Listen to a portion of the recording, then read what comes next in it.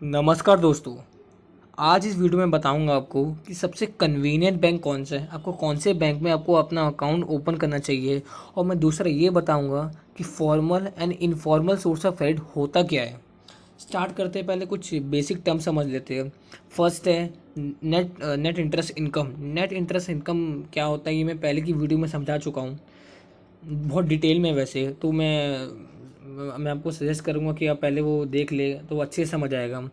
और आज इस वीडियो में मैं डिटेल में नहीं बताऊँगा इसके बारे में, पर मैं ये बताना चाहूँगा जिस बैंक की नेट इंटरेस्ट इनकम ज़्यादा है तो वो उसकी बैंक की इनकम भी ज़्यादा है। तो वही है, अगर net interest income for example PNB की ज़्यादा है तो उसकी इनकम भी ज़्यादा है, वो बैंक ज़्यादा पैसा कमाता है। ये होता है नेट इंटरेस्ट इनकम। डिटेल में जानना है पहले की वीडियो देखो। अब आते हैं सेकंड में, नेट इंटरेस्ट मार्जिन क्या होता है। नेट इंटरेस्ट मार्जिन मतलब होता है net interest income divided by total loan, मतलब कितने लोन बैंक ने दिए उससे निकलता है नेट इंटरेस्ट मार्जिन। अगर नेट इंटरेस्ट मार्जिन बताता क्या है, नेट इंटरेस्ट मार्जिन ये बताता है कि बैंक कितना प्रॉफिटेबल है। अगर किसी बैंक का नेट इंटरेस्ट मार्जिन ज़्यादा होगा तो बैंक वो उतनी ही ज़्यादा प्रॉफिटेबल होगी। यही है। अब थर्ड आते हैं ग्रॉस एनपी क्या होता है। ये ग्रॉस एनपी बहुत इंपॉर्टेंट टर्म है वैसे देखा जाए तो। एनपीए का फुल फॉर्म है non performing acid. Non performing acid इसका फुल फॉर्म है। ग्रॉस एनपी दिखाता है कि कितने लोन बैड लोन बन गए। अभी बैड लोन क्या होता है, बैड लोन मतलब जो लोन जिसके आने की संभावना बहुत कम है, मतलब वो लोन मतलब आ ही नहीं, मतलब आने की जो संभावना है बहुत कम है, उसकी प्रोबेबिलिटी बहुत कम है। तो ग्रॉस एनपी यही दिखाता है। तो मतलब अगर किसी बैंक की ग्रॉस एनपी ज़्यादा है तो मतलब वो उसकी बैड लोन बहुत ज़्यादा है, मतलब वो लोन की जो आने की संभावना है ना वो बहुत कम है। ये दिखाता है ग्रॉस एनपीए। अब आते हैं दोस्तों सबसे इम्पोर्टेंट टॉपिक में, सोर्स ऑफ क्रेडिट क्या है। अब क्रेडिट मतलब क्या होता है, लोन देना, उसको ही बोलते हैं क्रेडिट बोलते हैं। अब आते हैं, मैंने दो कंपैरिजन उठाए जैसे आपको स्क्रीन में दिख रहा होगा। फॉर्मल सोर्स ऑफ क्रेडिट क्या है और इनफॉर्मल सोर्स ऑफ क्रेडिट क्या है। अब पहले बताता हूँ फॉर्मल सोर्स ऑफ क्रेडिट क्या है, कंपैरिजन करूँगा दोनों में। फॉर्मल सोर्स में क्या होता है कि जो आरबीआई है ना वो सुपरवाइज करती है, मतलब देखती है फॉर्मल सोर्स ऑफ क्रेडिट को कि वो कैसा फंक्शन कर रहा है, वो सही से फंक्शन कर रहा है कि नहीं कर रहा है, जो गरीब लोग हैं उनको लोन दे रहा है कि नहीं दे रहा, कि बस अमीर लोगों को ही दे रहा है, तो वो देखते रहते हैं RBI bank formal source of credit में। और इनफॉर्मल सोर्स ऑफ क्रेडिट में क्या होता है, कोई देखता ही नहीं है, मतलब कोई सुपरवाइज़र है ही नहीं, कोई ऊपर से दिखने वाला नहीं है। तो मतलब अगर आप किसी के साथ आप डिस्क्रिमिनेशन कर रहे हो, भेदभाव कर रहे हो, कोई देखने वाला है नहीं, आप आराम से कर सकते हो। अब आते हैं सेकंड पॉइंट में, जो फॉर्मल सोर्स ऑफ क्रेडिट होता है ना वो लो इंटरेस्ट चार्ज करता है। लो मतलब बहुत लो इंटरेस्ट चार्ज करता है वैसे देखा जाए तो। मतलब ज़्यादा ज़्यादा इंटरेस्ट चार्ज नहीं करता है। अगर आप बैंक से लोगे, जैसे पीएनबी बैंक से लोगे, कुछ भी बैंक से लोगे, तो ज़्यादा इंटरेस्ट चार्ज नहीं करता।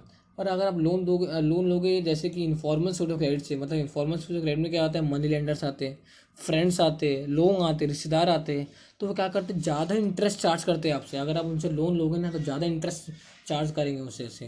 तो यही है इसका। अब थर्ड आते हैं जो टर्म्स ऑफ क्रेडिट, टर्म्स मतलब शर्तें, तो वो फेयर है। मतलब अगर आपका डिस्क्रिमिनेशन नहीं होगा, यहाँ भेदभाव नहीं होगा। अगर आप जैसे कि कोऑपरेटिव बैंक से लेते हो, पीएनबी बैंक से लेते हो, आरबीआई बैंक से लेते हो, तो यहाँ पर आपका जो जब जो क्रेडिट के जो टर्म्स है ना वो फेयर रहेंगे, वो ज़्यादा किसी के लिए भेदभाव नहीं होगा यहाँ पर। और आप देख सकते हो इनफॉर्मल सोर्स ऑफ क्रेडिट में कि वहाँ डिस्क्रिमिनेशन हो सकता है, आपके साथ भेदभाव हो सकता है। आपको किसी के साथ वो किसी की तरह मतलब वो कैसे भी आपको एक्सप्लॉइट कर सकते हैं, आपको बर्बाद कर सकते हैं वैसे देखा जाए तो। अब आते हैं फोर्थ फॉर्म में, प्रॉपर रूल्स और रेगुलेशन है यहाँ पर इनफॉर्मल सोर्स ऑफ क्रेडिट में। जैसे कि आरबीआई में देखोगे, अदर बैंक में देखोगे, तो वहाँ रूल्स रेगुलेशन, वहाँ पर रूल्स बने हुए हैं पहली बात, पहले से ही। अब जैसे यहाँ पर क्या है, रूल्स, यहाँ पर कोई रूल्स रेगुलेशन है ही नहीं पहली बात तो इनफॉर्मल सोर्स ऑफ क्रेडिट में। और कभी कभी क्या होता है, जो आप किसी से अगर आप क्रेडिट ले रहे हो अपने रिश्तेदार से, तो वो जो कब कब लिए, कब कब नहीं लिए, कब लौटाना है वो रखते ही नहीं है, उसका जो अकाउंट वो रखते ही नहीं है। तो यही ये देखा जाए तो। और हाँ, कोलेट्रल और proper documentation required formal source of credit में। कोलेट्रल क्या होता है, कोलेट्रल मतलब क्या होता है, गिरवी रखना। अगर अगर आप किसी से लोन लेते हो तो आप कुछ चीज़ गिरवी रखते हो, तो उसको इंग्लिश में बोलते हैं कोलेट्रल बोलते हैं। और उसमें प्रॉपर डॉक्यूमेंटेशन चाहिए। जैसे कि अब अगर आप लोन लोगे आरबीआई, अगर पीएनबी बैंक से आप लोन लोगे तो आपको डॉक्यूमेंटेशन रहेगा। अगर आपको अब ये भी लिखना पड़ेगा, अगर आप इंस्टॉलमेंट में भरोगे, किस में भरोगे, मतलब किस में भरोगे, आपको गिरवी रखना पड़ेगा कुछ सामान, तो बहुत बड़ा प्रोसीजर रहता है, बहुत टाइम लगता है। और अगर आप वहीं इनफॉर्मल सोर्स ऑफ क्रेडिट से लेते हो तो आपको आराम से मिल जाएगा, एक दिन में मिल जाएगा वो तो। और यहाँ पर कोई कोलेटरल गिरवी नहीं रखोगे तो फिर भी चल जाएगा। यहाँ तो गिरवी अगर रिश्तेदार से लोगे तो वहाँ गिरवी थोड़ा रखते, वो तो वैसे दे देंगे। वही तो है। आप एग्जांपल देख लो, फॉर्मल सोर्स ऑफ क्रेडिट का एग्जांपल है आरबीआई और कोऑपरेटिव बैंक। कोई बहुत सारे कोऑपरेटिव बैंक है, अदर बैंक है, पीएनबी बैंक है, बहुत सारी बैंक है।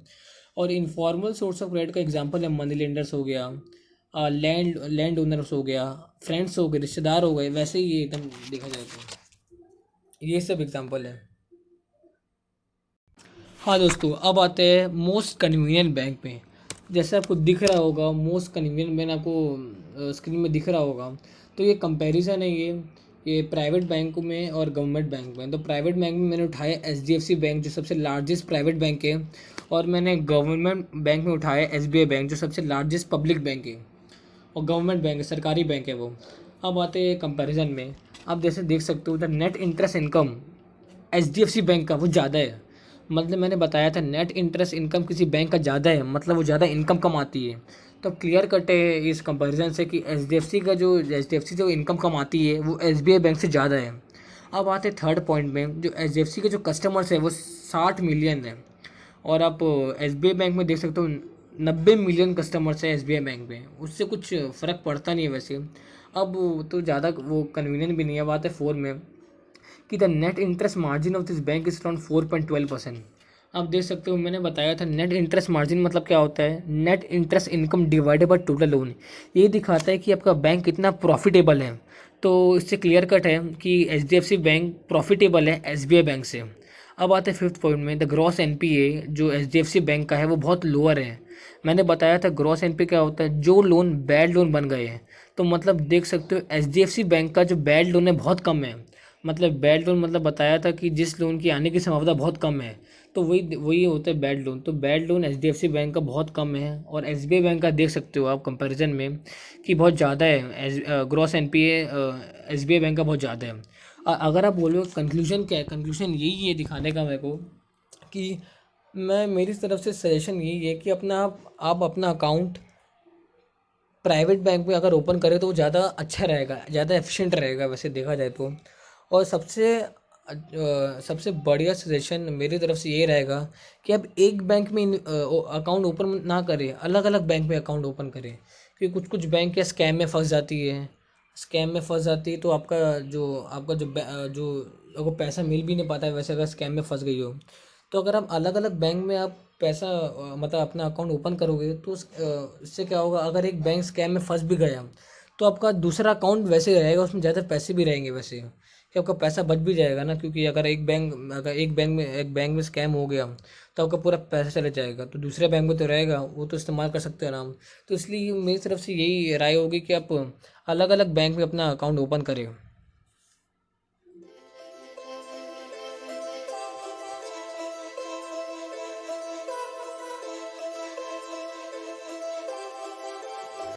हाँ दोस्तों यार, अगर वीडियो अच्छी लगी तो लाइक सब्सक्राइब और शेयर ज़रूर करना यार। शेयर करो अपने फ्रेंड के साथ और बताओ कि इस चैनल में क्या क्या पढ़ाया जा रहा है। इससे चैनल की ग्रोथ होने में मदद होगी। और सब्सक्राइब कर लो क्योंकि बहुत सारे इंटरेस्टिंग वीडियो आने वाली है, बहुत सारे टॉपिक